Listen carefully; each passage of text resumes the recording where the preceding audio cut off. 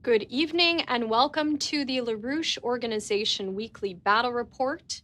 This is the week of Wednesday, July 9th. I'm Michelle Aaron, your host. We're going to look this evening at some of the work the International LaRouche Movement has done over the past week to organize that we might leave the neotenous phase of mankind that we might call geopolitics, zero-sum game, oligarchism, and empire, and replace it with a new system for peace and development for all of humanity. All over the world, we took action this week. We'll look at Brazil, where EIR's Tim Rush participated in the BRICS conference. In Africa, news media got the perspective of the Schiller Institute from Sebastien Perimony. In the United States, organizers were out on the streets and online as Diane Sayre, the president of the LaRouche organization, offered a very important perspective on the flooding in Texas. And we are all looking forward to Berlin, Germany this weekend, where the International Schiller Institute will hold its two-day conference, Man is Not a Wolf to Man, for a new paradigm in international relations. And if you have not yet registered for this conference, do so, as you'll then gain access to important email updates about the event. For those watching online, the live stream begins at 10 a.m. Saturday Central European Time, which for us East Coasters is 4 a.m. East Coast time. You can register at schillerinstitute.com. And at the conclusion of tonight's report, we will look briefly at a paper written by Lyndon LaRouche titled In the Garden of Gethsemane, which I read this morning together with several young activists. Everyone is encouraged to read this paper in its entirety. It's not a long one. And please leave your comments and thoughts on the paper, perhaps write up, put in there your favorite quotes and excerpts from the paper in the comments section of tonight's report. So starting in Brazil, EIR's Tim Rush reports from the first day of the BRICS meeting in Rio de Janeiro, where many heads of state spoke. Tim reports on the very strong remarks of Brazil's President Lula da Silva as he opened the conference on Saturday, and seen next to him is Sara Madueño, the president of the Schiller Institute in Peru and a real leader in the Ibero-American Solidarity Movement. Today is the first day of the event. There have been many other events leading into it, but this is the one where the heads of state have gathered. They will be together for 2 days. Several leaders are not here, including Xi Jinping from China and Vladimir Putin of Russia. Most of the others are here, and notably some of the presidents or heads of state of nations that only recently joined the BRICS, such as President Prabowo Subianto of Indonesia is here and will be receiving a state visit after the event, as well as Prime Minister Modi of India. The opening statement from President Lula da Silva of Brazil this morning was very, very strong. I'll just touch a couple of points very, very quickly. He said that NATO's decisions, well, he first of all said that the formation of the United Nations 80 years ago, just last month, it was born out of the fight against Nazi fascism. And he said, today, 80 years later, we are in an unprecedented collapse of multilateralism. He invoked the spirit of Bandung, which was the great meeting that created the non-aligned movement in 1955 in Indonesia, in Bandung. He spoke about the BRICS as being the inheritors of the non-aligned, or the current form of the non-aligned movement. He said that NATO's recent decisions to feed an arms race are very problematic. He said it's easier to dedicate 5% of GDP for military expenditures than 0.7% promised an official aid for development. In other words, more than 5 times more. It's always easier to invest in war than peace, he said. Just as the organization, and then he said something very important. He said, just as the Organization for the Prohibition of Chemical Weapons, the OPCW, in the past, today the International Agency for Atomic Energy has discredited itself, and this is it's put its reputation. It's losing its reputation as an essential factor for peace. And finally, he said that the fear of a nuclear catastrophe has again become a daily reality. There was strong denunciation of the Israeli genocide in Gaza, and he said denounced the use of hunger as a weapon, and finally he denounced the attacks on Iran, though he did not name Israel or the United States. So altogether, this was a very, very strong opening for the discussions today. Tim also gave an excellent 18-minute speech in Portuguese at the meeting of the press the day before the summit. In this speech, he discussed the 50-year role of the LaRouche movement over that time, and especially now, to organize for a new system, and that the United States must join the BRICS. He holds up in his speech a pamphlet we produced, Why the U.S. Must Join the BRICS, a New International Order for Mankind. Now, a major concern in the world that Tim was able to address is, what is the United States going to do? Tim's presence at the event showed to those in attendance that there is a voice for sanity from within the United States. And he got everyone laughing when he urged them to not totally despair over the U.S. leadership. Clearly, he had touched on a big concern. He fleshed out that if Trump were totally hopeless, there wouldn't be a credible threat of assassination over him. The fact that there is this threat shows that there is a potential there for him to break with the old paradigm. So we have an item of LaRouche in the news that CGTN's news agency's French division got the perspective of the Schiller Institute from Sebastien Perimony in the run-up to the BRICS summit. Perimony conveyed in a 7-minute interview in French that he believes that continuing the BRICS policy of cooperation, mutual development, and win-win relationships will help to gradually eliminate obstacles and finally achieve a world of peace, collaboration, and development that will be possible for everyone, including the West, Asia, the Middle East, and Africa. Now, is Tim correct if he says, he did say that we are organizing from within the United States and globally, but from the United States to join the BRICS and create an order for peace and development? Absolutely.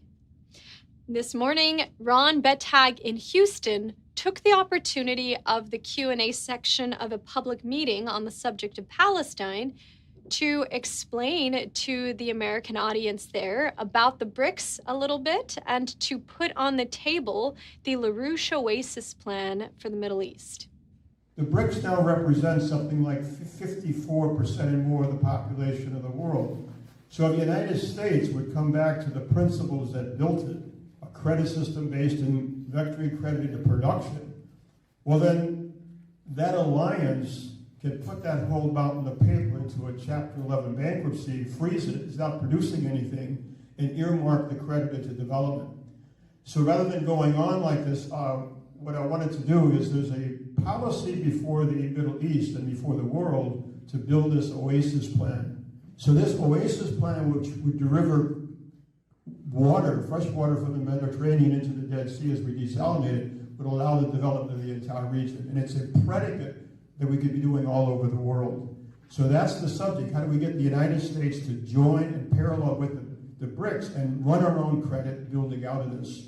And I was just going to ask if you're familiar with the oasis plan, and maybe we could talk a little later. Thank you. Also in the United States and online, Diane Sayre, president of the LaRouche organization, in her latest TikTok, gave a perspective on the floods in Texas. The death toll in the Kerr County, Texas flooding is now over, or at least 89 individuals, including 27 girls and counselors from Camp Mystic on the Guadalupe River.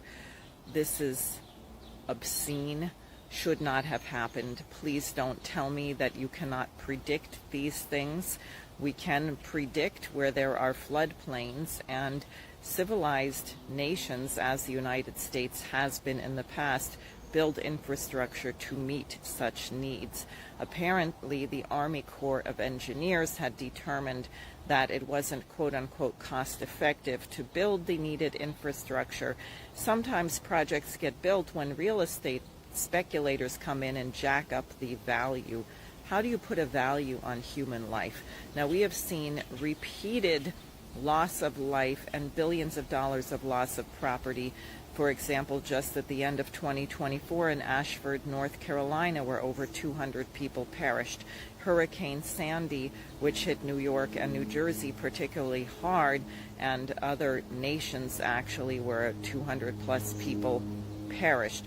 Hurricane Ida, which was 4 or 5 years ago, where people were drowning in their basements in Queens. This is not necessary. As a candidate for U.S. Senate, I had advocated that the United States should build the Outer Harbor Gateway project, which is a storm surge barrier 5 miles long, stretching from Sandy Point, New Jersey to the Rockaways on Long Island, and accompanied by the complement, which is a Throgs Neck area storm surge barrier. Had that been built, 95% of the flooding from Hurricane Sandy would not have occurred. The Newark and Elizabeth ports would have been protected. All of Staten Island would have been protected. Lower Manhattan would not have flooded. The tunnels, all of the saltwater damage didn't need to occur. In 2009, when this proposal was presented at a conference in New York City of the American Society of Civil Engineers, the price tag for that project was about $7 billion. Instead, we had hundreds of people dead and tens of billions of dollars worth of property damage. To this day, our so-called fiscal policy, the geniuses at Wall Street and the City of London and the private Federal Reserve think it's better to spend money bailing out a bunch of Wall Street crooks, or worse, to produce weapons, by the way, at a very slow, inefficient rate and overpriced, for wars in Ukraine against Russia, or for the Israeli regime, which is committing genocide in Gaza. This is not what the American people want or need. The United States could retool companies like Lockheed Martin, Northrop Grumman, and all of the other ones, and produce desperately needed modern infrastructure to protect our people, and also, by the way, it create millions of jobs. So whose interest are our policymakers acting in? Now to the continuation of the international mobilization around the distribution of the LaRouche movement statement, "Will there be thermonuclear fireworks by the 4th of July?" We have on-the-ground statements from several distributions done over the July 4th weekend in U.S. cities. Maryland organizers distributed at least 4 different 4th of July parades, getting out over a couple thousand flyers. We'll hear first from organizers at the Dundalk Parade, Jerry, Karen, and Mike, where they told people that we've got to stop the next war before it starts and declare independence from the war party. We need a new American revolution. Jumped out at me on this report, what Mike says, that there were several elected officials at the parade. One congressperson got the flyer themselves, but also that the elected officials saw that their constituents were taking the flyer. Good morning.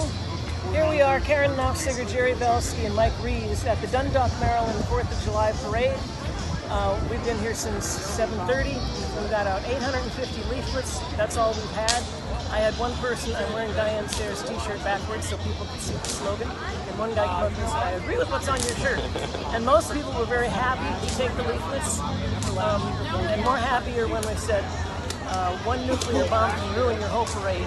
And then they would crack a little smile and take the leaflets. Go ahead, Jerry. Okay, well, a lot of people were just grabbing the leaflets out of our hands when we said we got to stop the next war before it starts, and we've got to declare independence from the war party. We need a new American revolution. One young man yelled out to me, "You're doing God's work," and I stopped and I got his name as a contact, and I explained what we're doing. But in many cases, we really didn't have time for that. But in some cases, we actually told people who the financial elites are. It's the same people we fought the American Revolution against.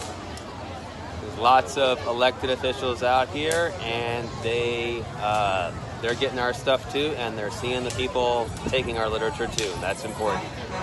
We got at least 2 statements to Congressman Coase and Fume. Signing off from Dundalk, Maryland 4th of July parade.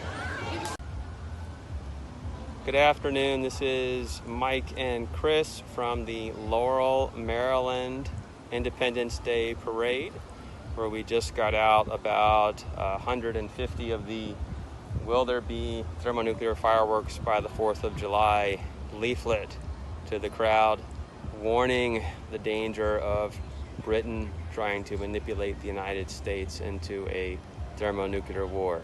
Can't have that. Got to work with the BRICS. Hi, this is Marty Glazer and Chris Schmidt and Nancy Took. We were out here with Mike Reeves and Jerry Belsky at the Arbutus 4th of July parade. We handed out over 600 leaflets, and we got a very good response. People were very concerned about the threat of nuclear war. They were glad that we were out here. Here's a couple of Boston, Massachusetts deployments on July 3rd, the day before U.S. Independence Day. We'll see Bill Ferguson and Scott Harper distributing near a Metro T stop near the Massachusetts General Hospital, and then a photo of a crew out by the Sam Adams statue in Boston. Good morrow, friends. This is your friendly neighborhood leafleteer, Bill Ferguson.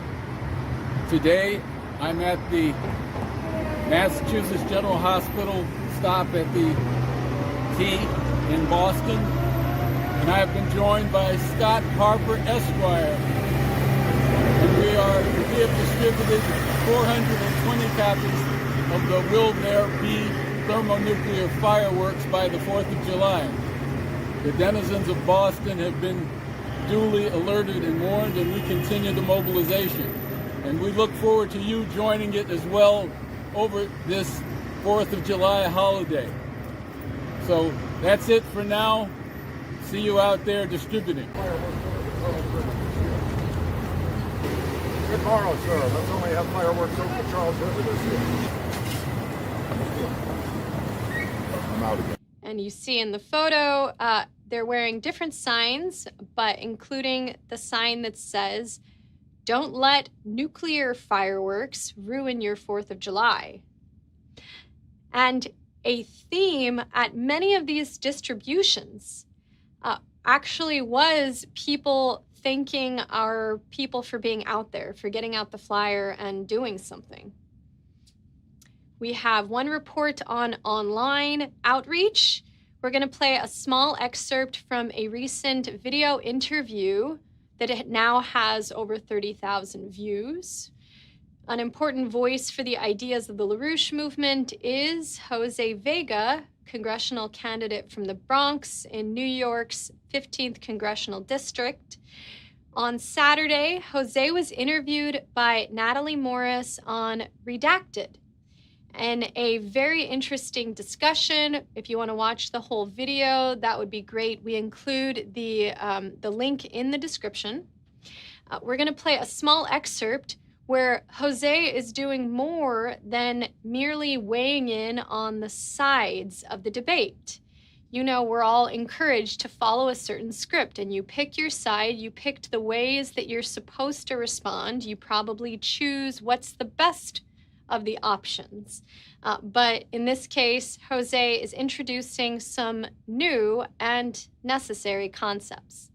You know, actually, recently I was reading an old document from Lyndon LaRouche, actually in 1978, and where he's talking about the role of the military, and he's saying that, you know, the country should look to make its military officers not just meatheads in office, but they should be, you know, world-class statesmen, that they're you know, educated in stuff like the humanities, the sciences, poetry, mathematics, geometry, that they should think of themselves as city builders, and that is what should qualify somebody to be a military officer. And I really like that idea, because it's saying that the way we structure our country and our people and the orientation of what we do should strive to make citizens the best possible form that they could be, because then they're a reflection of the nation. See, now you're thinking about a human being completely differently than just how do we make sure that this person, you know, gets what they need to eat today. It's instead, and it actually goes back to the Kennedy philosophy of ask not what your country can do for you, but what you can do for it. I'm a big believer in that. You know, I don't think that people should be stuck and reduced to that level of despair or poverty. And you know, that's also true, of course, for when you need solutions for stuff like Gaza. So, you know, Helga LaRouche, you know, the founder of the Schiller Institute, you know, recently held a conference in Newark, New Jersey last month, you know, exactly a month ago, where we had people like Ambassador Chumakov of Russia, who was there, and we had a whole bunch of like global press there. You know, we were there just talking about these big solutions. Like, she has this idea called an oasis plan to rebuild Gaza and Palestine, where you say, look, you know, 5-10 years, it's going to take a global effort to rebuild Gaza, not just to the state it was before, but to like modern city standards. You know, why shouldn't Gaza look like New York City, if the people want that, of course? You know, why shouldn't Palestine, and why shouldn't the whole region look advanced and modern? You know, why should we be stuck to thinking small solutions?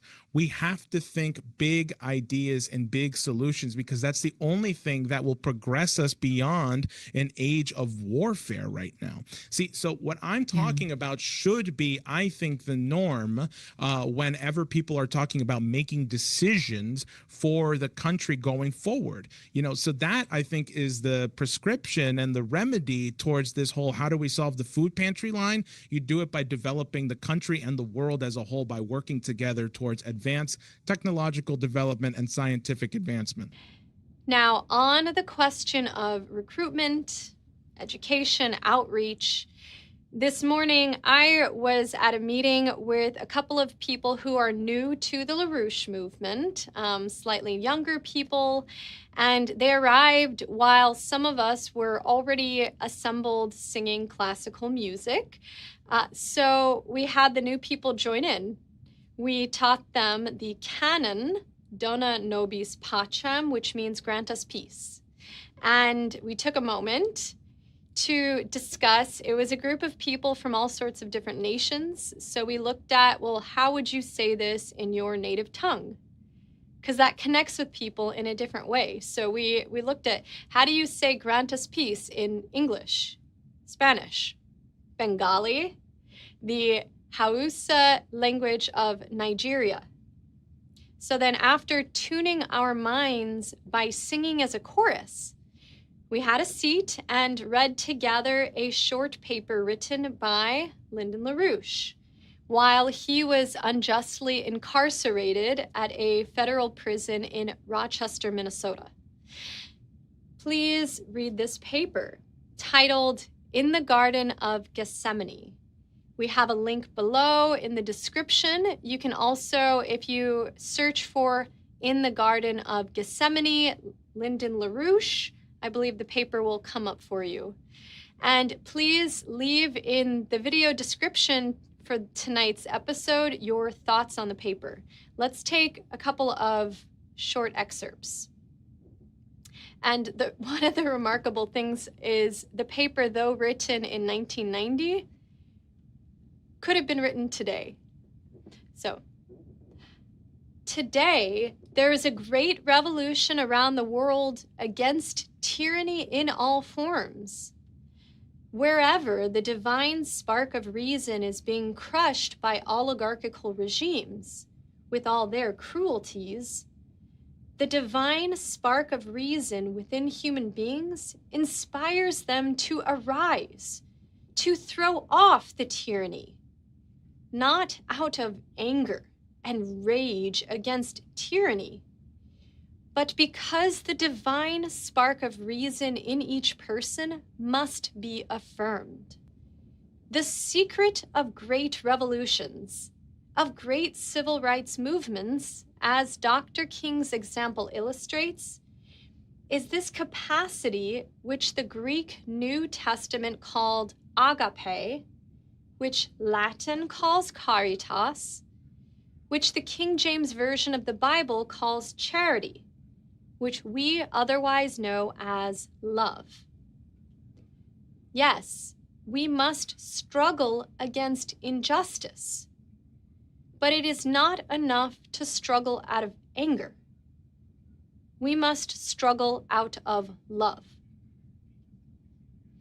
I believe that the great upsurge of humanity, implicit in the optimism I express, is now in progress. I am persuaded that we shall win, provided that each of us can find in ourselves that which makes us the right arm of the Creator, a man, a woman of providence, within the limits of our own capabilities and opportunities. So, your homework for this week, moving forward, read this paper, The Garden of Gethsemane. Please share your favorite quotes and your thoughts in the comments here. Tune in this weekend to the Schiller Institute conference in Berlin, and get out there and organize. Send in your reports. If you're able to take photos and videos of your organizing activities, great, please do. Send them in. If you aren't able to do that, or if you forget to take the photos, we still want to hear from you. And whether the response you get in organizing is a good response or a bad response, we still want to hear from you. So send in your reports to info@laroucheorganization.com, and we look forward to